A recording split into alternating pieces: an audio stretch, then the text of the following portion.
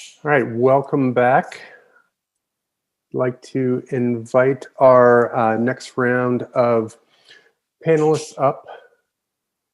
If you can start your cameras, we're going to jump right back into the second half of the lightning rounds. This half is entitled Visualizing and Preserving Art Historical Narratives. Starting off will be a panel, three presenters presenting with a presentation title, The Civic and Creative Potential of Blockchain, Artwork, Artists, and Museums. Since they're presenting together, we're going to give them 20 minutes instead of the 7 to 8 minutes. Presenting will be Nana Decking, Amy Whitaker, and Anne Bracegirdle. So I'll turn it over to you. Thank you. I saw that I was supposed to start. Hi, Anne. Hi, Amy. Thank you, Louisa. Thank you, the Frick. It's so good to be back. Very sad that we're not there, but I vividly remember the first time we had a conference like this already 3 years ago, and I'm happy that we're going on with this tradition. One thing that really stood out for me for the whole morning, sorry, I don't want to insult anyone, but the Henry Clay Tinder app resonated and will something I will not likely forget. That was actually very funny. So we're here to talk about blockchain technology and what it can actually do for the arts. Blockchain technology exists in many other businesses. It doesn't necessarily exist already in the art business, although the company that I founded a few years called Artery is actually in the registration business, in the certification business. We're not selling art, but we accumulate credible information about artwork, and we use blockchain technology to make sure that that credible information about artworks becomes immutable and that it gets a timestamp. For that, we always need someone to sign off on the information, which is not necessarily how blockchain is used. But we firmly believe that when you create information about artworks, you have to make sure who actually signs off on the information. Well, Anne is actually the person who already in 2019 organized in London, or was at least the person at Christie's who was the biggest promoter of organizing a conference in London about art and technology. And I vividly remember that was one of the first times that in the traditional, between brackets, art market, blockchain was being mentioned. Well, so Anne is always grateful that you included me in that conference. And Amy is someone who approaches blockchain not only, but especially from a more, let's say, educational and how do you say that in English? A scholarly approach, which made her, to at least for many people, but definitely for me as well, the guru of the blockchain, because she usually pushes these kind of conversations about blockchain in a very academic atmosphere as well, where it also belongs. So right before we started the conference today, an NFT, a non-fungible token called Beeple, you all saw it, you're all texting now to people about it, was sold for $70 million. Okay, good, it happened. If I read that, if I see that, I'm actually a little bit surprised. I expected $20 million. But the only way I look at it is from my actual field where I'm from, and that is the art market. And I don't want to discuss here whether it's art. History has taught us that talking about whether art is art, when a new art form comes up, is useless. It's a waste of time. Art is art when people call it art, and art has a certain value when people are willing to pay money for it. So 70 million, I don't care. If that's what people want to pay for it, it's worth it. Apparently it's worth it. Will it be worth the same amount in 2 years from now? I don't know. But that we have seen in the past as well. No, what I like about it is, having been a dealer at a very high echelon of the art market in the past, before I started Artery, is that you can actually see that the same principles that add value to a traditional, or at least a non-digital artwork, establish as well. So what is important? I was doing the valuation on artworks often in my work, and especially French Impressionist artworks. So what is important about this NFT? The uniqueness. It's an absolutely authentic artwork because all the information that you want to know about the artwork is captured in what you can call a smart contract. So we know everything. We know who made it. We know it's unique. There's only one of it. And we know the provenance of the artwork because the provenance started actually at the moment that the NFT was created. So moving forward, we know everything about the artwork, which is nice. This is actually an artwork we can track and trace. And we also know that it's scarce. We now know the value of the artwork.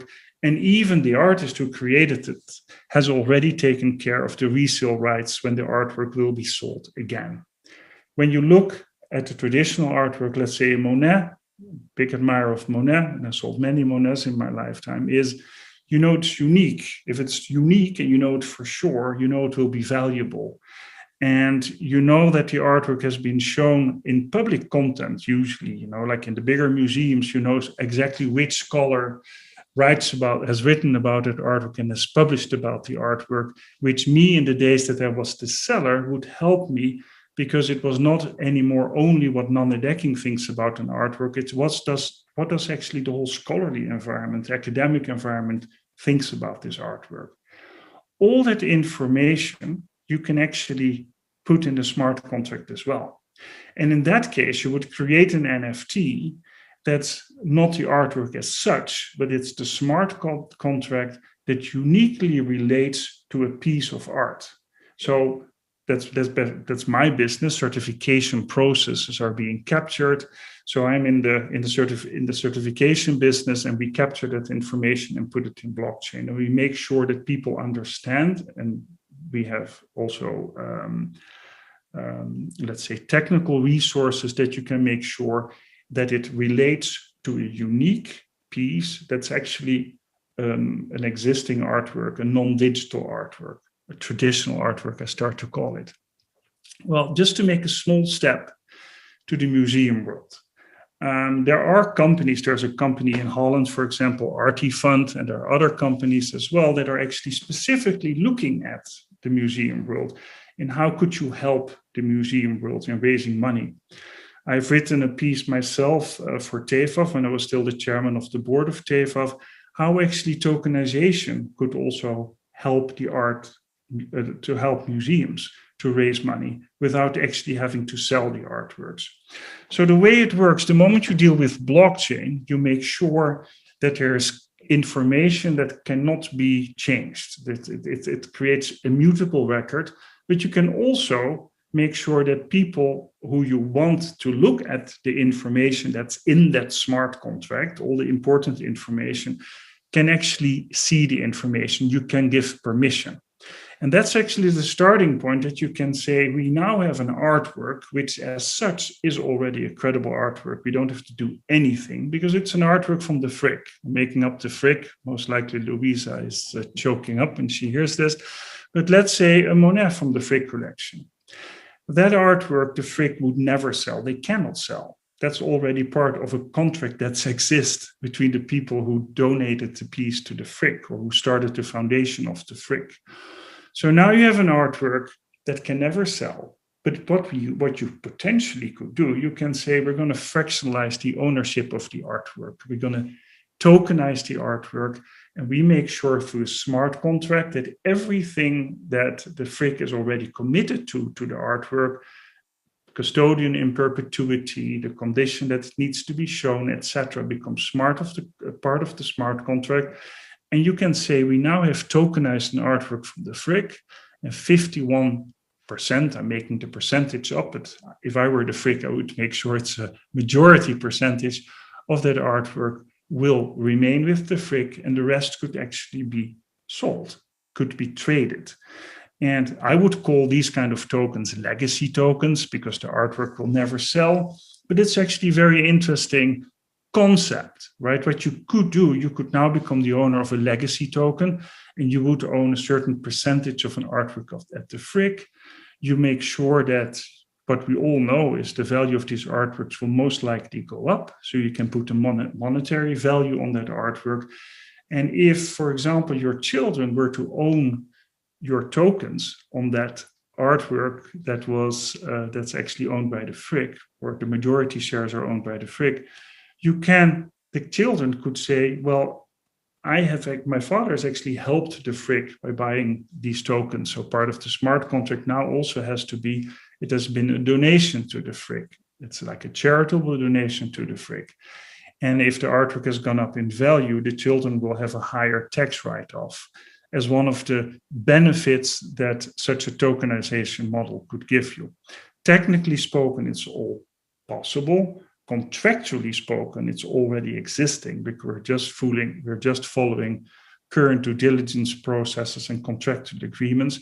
So there are reasons, there are possibilities that you could do this. I'm not saying there are no problems. Most likely a museum doesn't necessarily always want to associate a monetary value to an artwork for reasons of theft, etc. On the other hand, everyone knows that an artwork at the Frick is extremely valuable. But I just want to give it as a concept. And if you talk about the NFT business, we now saw that there is actually interest in NFTs, and maybe the 70 million was an exception. But we can also see that these CryptoPunks, etc., are now selling for a lot of money. And I remember I bought a CryptoPunk maybe 2 years ago for $4,500. And the value of these NFTs have gone up. But you can also say an NFT, which is apparently a tradable object that we know for sure after today, can be associated with an artwork from the museum. And rather than making it a singular piece, you can also say we're creating 5,000 NFTs that are associated to a certain artwork in a museum. And that is tradable, and tradable for a good reason. You can say we're trading these NFTs to benefit the museum. So maybe people think this is all a crazy idea, but when things happen in different industries already, why not look at the art market? If I think about blockchain technology and the art market and the art world, I think the key is that we are really trying to do this as good as we can by making sure that the information that we put on the blockchain is credible information, and that we find credible institutions such as the Frick, or credible scholars, or credible independent appraising firms, etc., or even the people who have sold the artwork, by making sure that you can hold them accountable in the future, to create non-changeable records, non-alterable records of the statements they have created in the life cycle of that artwork.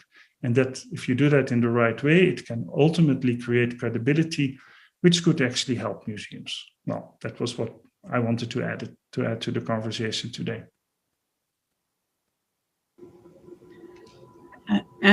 I'll jump in. I think I'm next in the lineup for our section. I could have introduced you. Yes, of course. And thank you for your warm and generous introduction, Nana. And I'm honored to be part of this event and also to speak with very esteemed colleague friends. And what I want to add, Nana's done such a beautiful job kind of setting up these larger themes of blockchain with regard to trust and originality. I would like to offer some thoughts about equity and artists. And when I say artists, I actually extend that to a broader notion of citizen or participant in our ecosystem. And so as Nana says, an NFT, a non-fungible token, or a blockchain record of an artwork has this registrarial character of being kind of accepted to be true, of being a provenance that can be publicly agreed upon. And it has these aspects of what might be a David or an Ang painting or something we might come across in the Frick. It also has the aspects of a soloist or a conceptual work that travels with a certificate of authenticity. And one of the main things that a non-fungible token does is it allows a digital work to function as an original. And that has many, as Nana has has wonderfully elucidated for us that has a lot of applications to the market.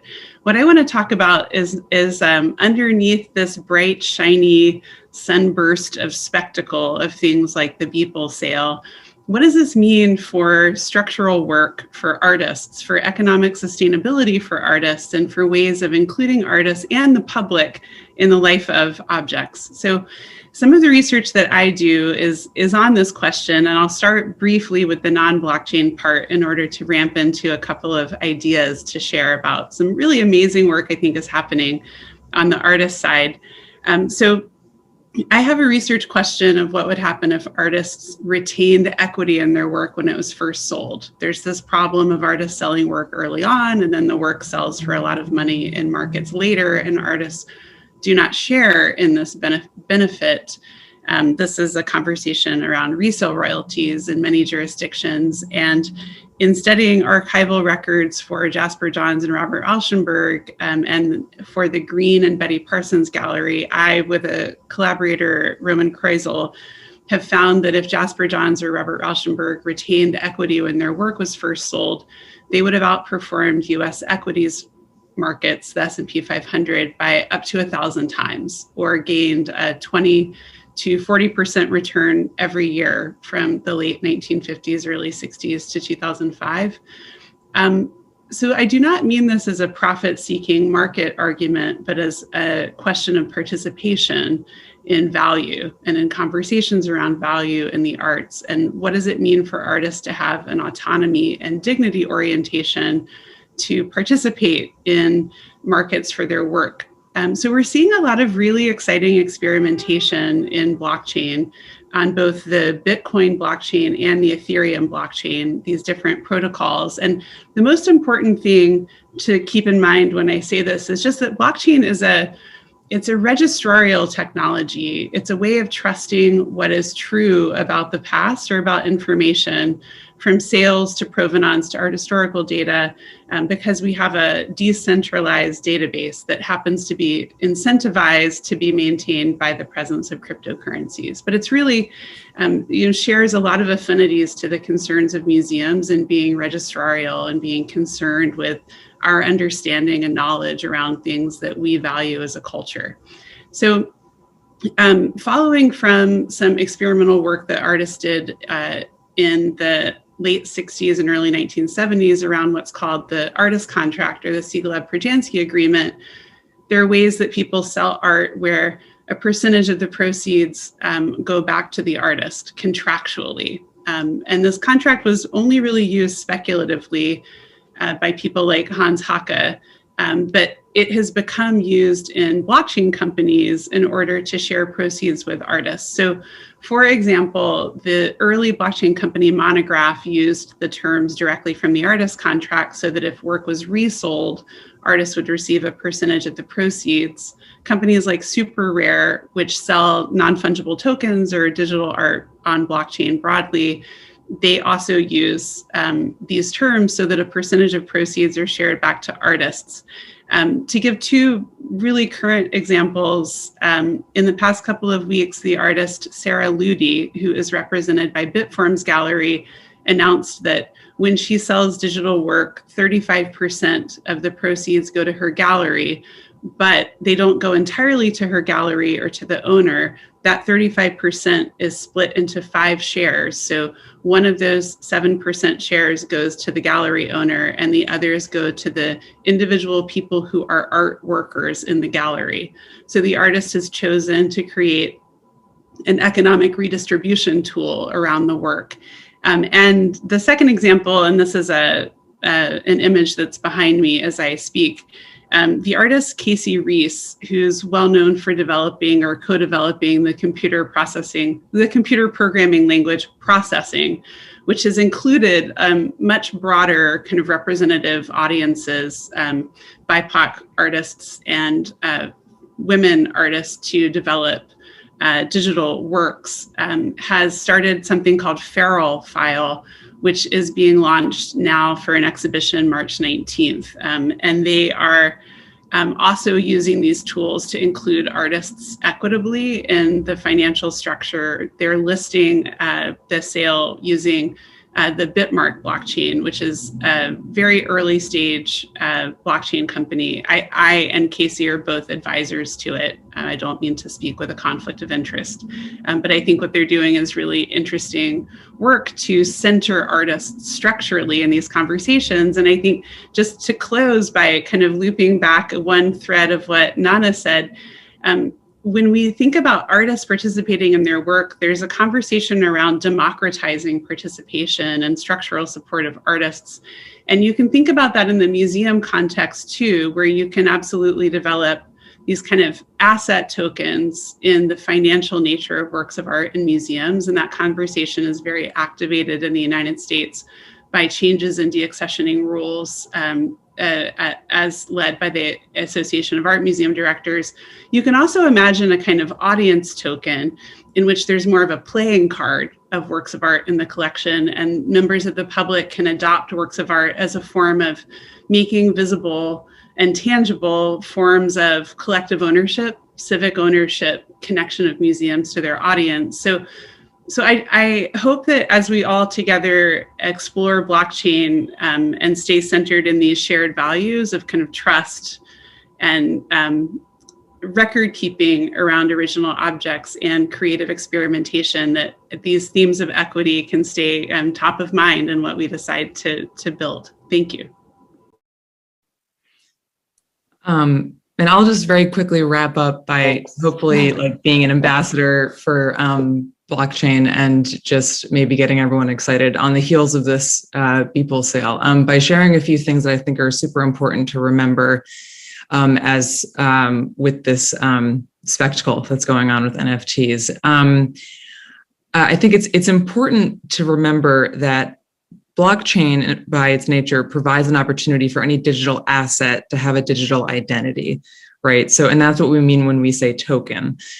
So a token means that we can now create editions for digital works, right? And so, for instance, when the first time that I sort of realized that and fell in love personally with the potential of this new technology to give digital artists an opportunity to actually make revenue was when I discovered CryptoPunks, which Nana mentioned earlier, who a few of which are behind me. Nana, by the way, you bought one for a few $1,000s. You can now really only get one for about $30,000. So CryptoPunks were arguably the first digital art NFT that was created on the Ethereum blockchain, that was created by two brilliant technologists named Matt Hall and John Watkinson. They created a collective called Larva Labs when they realized, after like seeing the rise of Bitcoin, that you could create a digital tradable asset with an image, essentially a pixelated image. And the scarcity and rarity of these is determined by their traits. So only say 3 of them have an eye patch. So those 3 are going to trade currently for about $1 million. And it's entirely its own ecosystem. So they're non-fungible because you can only trade them with themselves. And when I learned about this, the first thing I thought of, this is like they were, again, this sort of came to rise in 2017 when few people were talking about art and blockchain, but I immediately thought of Warhol and genuinely believed that this movement is kind of our generation's pop art in a way, right? If you think about Warhol, like just exploring notions of abundance and the rise of consumer culture and the ways that we're consuming via television, via advertisement, like, and we think about people buying NFTs right now and trading them among themselves, just consuming digitally, right? Like it just made perfect sense to me that this would be the rise of sort of the next movement within the contemporary art world, is the trading of these digital assets. And what's exciting again is that now it also provides an opportunity for artists, as Amy said, to provide a consistent portion of the sale proceeds, because anything you want to be involved in that trade is written into what Nana called the smart contract. So anytime a digital asset trades hands, you can determine what goes into that trade. So as you know, someone mentioned in the chat, copyright, so anytime a piece of art is shown somewhere, a portion of any single revenue or any art payment would go directly right back to the artist. And so those are just a couple of examples of how blockchain can sort of revolutionize the art world. And I think it's great that this Beeple sale just brought making everyone sort of understand what it means. Like, what is a token? Because a token, again, can mean very different things. It can mean what Nana talked about, like tokenizing a physical artwork and then dividing it among different owners. And so anyway, I just wanted to close by just, again, hoping that we've inspired some of you to learn more about the technology and get excited about the ways in which it'll really benefit everyone in the industry.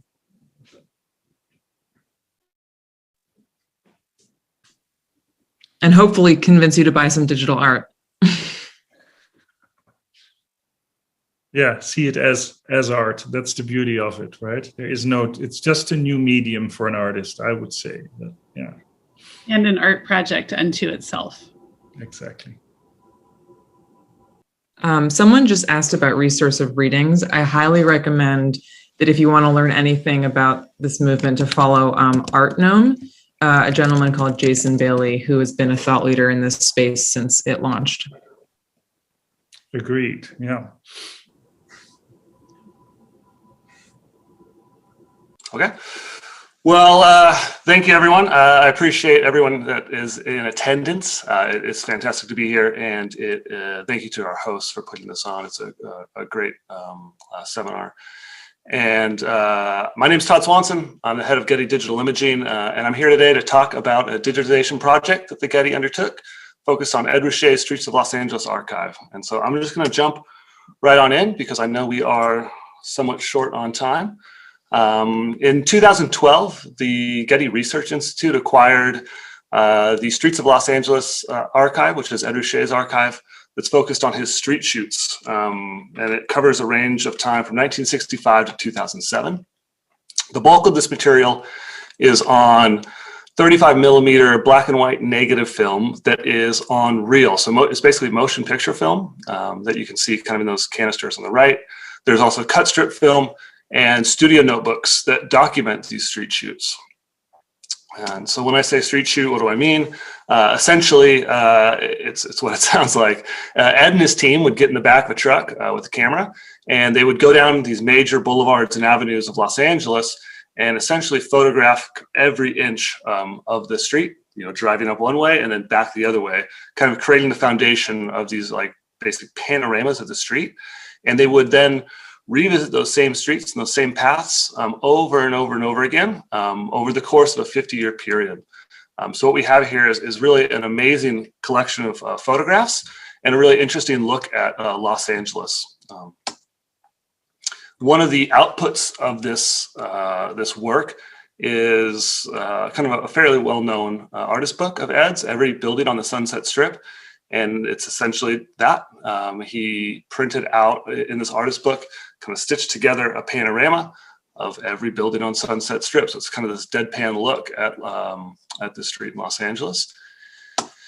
And when we acquired the collection, it was almost immediately identified as a great candidate for a digitization project, not only because the interest in Ed Ruscha's work and its contributions to art history, but also because of the way it looks at Los Angeles, kind of the changing landscape of Los Angeles over time. And then also very largely because how inaccessible the material was to scholars, patrons, and the general public alike, right? So it's 35 millimeter negative film on reel. It's almost impossible to provide access to that. So the project goals for digitization, obviously, were to make available the collection and to the scholarly community and the wider public. So it's kind of a two-pronged approach. Can we provide scholarly access or access to support a scholarly community as well as the general public alike? We need to provide then access into that digitized content. We wanted to demonstrate the research potential of this archived art history and other disciplines. You know, like I said, it's not only Ed Ruscha's work as an artist, but the content of that work focuses on Los Angeles, the streets of Los Angeles, urban development and planning, you know, car culture, the music scene in Los Angeles. I think there's a ton that can be gleaned out of this that isn't simply Ed's art, even though it is Ed's art. We wanted to document workflows for computer-generated metadata and deploying diverse types of metadata like geospatial system in Getty systems. We want to also deepen the understanding of scholarly use of digital resources at the Getty Research Institute. So what does it mean when we make a project like this for scholarly use? The timeline for the project began in 2017 as far as the actual digitization component, and finally wrapped up after web development in October, I believe it was October of 2020. So just a few months ago, the project was finally closed out. And then, so in case you're not familiar with Los Angeles or Sunset Boulevard, this is a map section of Los Angeles. And Sunset Boulevard runs from the Pacific Coast in Santa Monica all the way through to downtown Los Angeles at Union Station. And so we focused the digitization project on Sunset Boulevard because Ed shot Sunset the most, also because it ties to the book, and it's a really interesting street as well. And so Ed shot this, I think it was like 14 times, and we digitized 12 of those. And just some interesting facts about the street. It's 24 miles long, so you can go from one end to the other. It's 24 miles. Ed would drive up and down the street, overlapping photographs the entire way, and then of course back down, and then you can multiply that by 12, and you walk away with a lot of images, right? So that's where part of the project began, was on imaging front.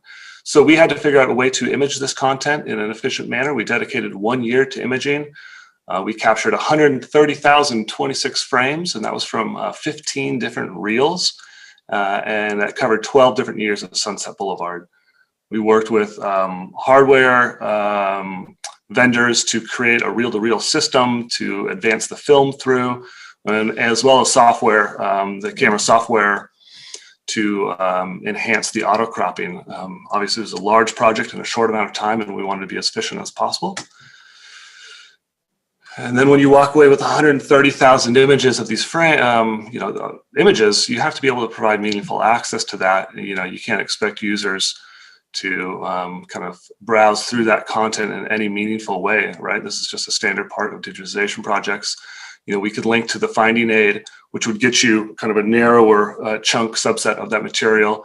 We had the studio notebooks that had Ed's notes about the shoots themselves that would document when a certain reel would start and stop, the streets that they correspond with, weather conditions, camera settings, a lot of interesting metadata in there. But we knew we needed to kind of get a little more granular, or try to look at ways to make the collection more accessible as a whole. So one of the things we did was we ran OCR. I know we've been talking about that a little bit today on these images. And I guess the difference here is that this is more of what I would consider visual media rather than a text-based media. And but still, there's text on there. And so we ran OCR on these images. We could pull out things like signs, addresses, phone numbers on billboards, anywhere that text was detected was a good hook to pull in. We also ran computer vision, so this is kind of like visual tagging of elements, cars, buildings, trees, everything that the computer vision part could saw. We just used kind of the out-of-box Google Vision API on this. Another interesting kind of computer-generated metadata was we worked with Stanford's Geospatial Information Center, and their team helped us or helped devise a way to computationally apply GIS coordinates to each of these images. Because Ed photographed these streets in such a methodical way that it was easy. We were able to apply the GIS information computationally. And so with that, you could get latitude, longitude coordinates, and then camera bearing. And we can overlay that on OpenStreetMaps. So now we have the position of that particular shot. We know which way it's pointing on the street, and we can overlay it on the map. So in this case, we're looking at 6360 West Sunset Boulevard. And once we know that address, now we can hook into another interesting piece of data, which is the Los Angeles County's assessor portal. So this is essentially the tax assessor information that's associated with 6360 West Sunset Boulevard. And in here, you can pull all sorts of interesting information. When the building was constructed, when permits came through, sales, the times it changed hands, a ton of interesting information there. All of that, all these images are served up through IIIF. So we leverage the IIIF presentation API and the image API, which then we can leverage those APIs to point out to the two access points we created for the project. First being the research collection viewer. And so this is our Getty's kind of long-standing, the place that you would go to do research on the collections that have been digitized at the Getty. And then 12 Sunsets, which is the interactive web app that was created. And this was focused more towards the general user and public. And this essentially lets you drive through the streets of Los Angeles with the overlaying map. You have a car, you can navigate through, the images move as you drive through the streets. You can add in multiple years so you can see, how it changed or what it looked like from 1973 to 1975 to 1985. You can link back to the research collection viewer, to the geospatial information, the IIIF manifest, the tax assessor information. It's all there. And it's a fantastic collection, and I would have loved to do a live demo, but time isn't permitting. So I'll encourage you to go to 12sunsets.getty.edu and explore that project and have fun. And if you haven't seen it before, have fun. We'll take just a couple questions before we end today's sessions. There's been a number of questions that came up regarding the sustainability of using blockchain and NFTs. I wonder if you guys could just speak to that in general. Amy, do you want to start it off? I assume that means environmental sustainability? Correct. Yeah, I think that's an incredibly important question, and there's some great minds thinking about it. One of the core debates in that space is whether we should use proof of work or proof of stake as a way of verifying the blockchain. So proof of work, people solve mathematical puzzles that take a lot of computing power. And so the energy use for proof of work goes up kind of exponentially. Proof of stake, the energy use goes up in a more linear way, but the downside of proof of stake is that you have to have money or a stake in the cryptocurrency to be able to participate. And so it can be exclusionary. I personally think, under the heading that blockchain is an art project, that those questions are connected to other systemic questions of blockchain, like the management of private keys. And I don't mean to punt to say this. I really do think some of the great minds in blockchain are thinking about it. I think there's a chance that some of the Bitcoin blockchain applications, rather than Ethereum, will be less energy intensive. And I also know that the Haber and Stornetta, the gentleman who wrote a 1991 paper on timestamping digital documents that is then cited in the footnotes, multiple footnotes of the Satoshi white paper, are thinking about it. So I do hope that in the avant-garde art story of blockchain, we'll realize some of these sort of like precursors or thinkers who prototyped it will hopefully kind of help develop these conversations. But just to acknowledge, equity and inclusion kind of at an identity and personal level, and environmental impact are some of the biggest challenges in the blockchain space. And I appreciate the question for noting them. No, I agree. It's an incredibly timely question as well, of course, if you talk about the environment. The most sophisticated hashing systems are used now as well to make the information as compressed as possible. But we're not there yet, to Amy's point, but there's a lot of research being done right now. On the other hand, having been the chairman of TEFAF, the European Fine Art Fair, if you see how physical objects are being transported from all over the world, look at the carbon footprint of an actual art fair. So that's no excuse to not look at how you can make blockchain more efficient, let's say environmentally efficient. But it's definitely also, you need to look at it also in a different context. Great, thank you. It looks like there are some questions coming in on the sustainability, which actually refers to preservation. Can you speak to that? Let me see if I can find the exact question. I'm suggesting that equipment becomes obsolete, and how does that add to or detract from the value of digital art? Amy, do you want to start again? Yeah, I'll try to be brief because I so enjoyed everyone else's presentations, and I know there are questions for the whole. That's a real question. Hear people talk about bit rot, degradation of code. It's a joke if you hang out with art conservators that if anyone leaves a old-fashioned like tube television by the side of the street, immediately a car full of curators will stop and pick it up because the old-fashioned television technologies are so in demand for early video works. I think if anyone is interested in this topic, my recommendation to you would be to get on the mailing list for the Topics in Time-Based Media Conservation lecture series, which is hosted by the Institute of Fine Arts at NYU. They have a really excellent series of lectures. I've been fortunate to speak in it on the topic of blockchain, rather. But they also record the lectures. It's sponsored by the Mellon Foundation, and that would be a great way to plug into a conversation. I think conservators of time-based media are the kind of thought leaders in that conversation. Again, great question, really important topic. Thank you. Let's see. There is a question that came in sorry, let me just find this here. They're moving around. Question about how were the comparative artists chosen in the Constable study? Yeah, thank you for that question. What we ended up looking at were artists working, of course, around the time of Constable. And we began to kind of home in on a few criteria. One of those criteria were artists who were working in a similar vein, which is to say specifically working out of doors en plein air. And so artists who were engaged in that kind of empirical engagement with clouds.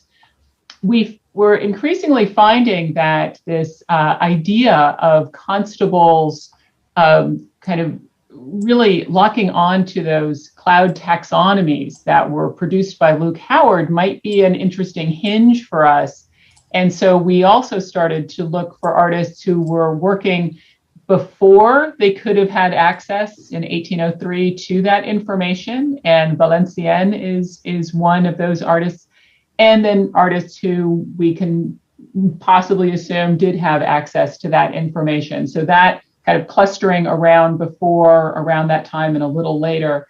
And then finally, we, in early preliminary assessments and research, it became very clear that we needed to focus on artists who were working in the same media, which is to say oil painting specifically, as opposed to working with artists who might be engaged with watercolor. Thank you.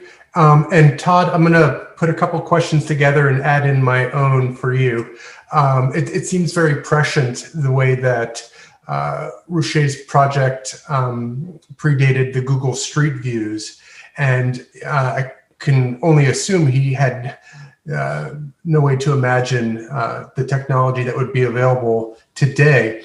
How involved was he within creating the digital project, and did he design that, or was that designed outside of his studio? Yeah, absolutely. Yeah, so Ed was definitely involved with the project, with the 12 Sunsets web application. He was involved with the overall digitization project. I should say Ed and his studio and his brother Paul. And ultimately, he had sign off on all of the web application part of it, and he was very excited about the whole project, that it had this life, that it could continue on. You know, he is still working on photographing those streets. So it's something we think about as kind of like a living archive that's expanding. We did work with a company to build out that application, Stamen. So it was a kind of a Getty Digital and Stamen product. So yeah, I'm sure he had no idea what was going to happen, but obviously Google Street Views came up. And I actually don't know, I haven't heard Ed talk about the comparison of those, so I can't speak to, you know, how he feels about the two, or if he's amused by it, or if it's just kind of, I'm imagining he'd be amused by it, you know. But yes, he was involved with lots of the people, and there was a lot of people involved on this project. So. Great, thank you all very much. I'm going to turn it over to Louisa for closing remarks. Okay, thank you so much to everybody. All of you speakers, I feel just terrible for having to have compressed your thoughts into such a very, very short time. I really, really appreciate it. I'm sure you all could have spoken for, hours on your topic. So thank you for putting up with our format and fitting it all into 2 hours. And thank you for compressing it down and being on time, and everything went very smoothly. So incredible. There's a ton of people. This is the last of 4 days we've had for this symposium, first starting in October, November, January, and now all the first 3 are on the Frick's website as the videos, as will this one be. Most of the talks, not all the speakers have agreed because some of the research is so new and hasn't been published. I also want to thank, this project has been a very long time in coming, and we had an original organizing committee from 2 years ago, and that included several people here: Paul Messier, Damon Crockett, Nana Decking, Rick Johnson, Mia Mozuzuki, Tiana Uchaz, Jim Coddington, Graham Haber, Claudia Silva, and the library's director, Dr. Stephen Barry. So thank you to all of them for all their input, and it transformed obviously from an in-person event at MoMA to this 4-part online. And I would also like to thank the co-organizers, Robert, Samantha, Luciano Johnson, who organized the last 2 with Robert, Ellen Prokop, who has now left the Frick and couldn't be here today, although I see she's participating, Sarah Bigler, who filled in for her, and Samantha Deutsch, who you also saw today. So lots of people helped out in this, PR team at the Frick, and of course David Morneau, our webinar host, who keeps us all on track. Thank you all for coming, and be sure to see the videos in the next month.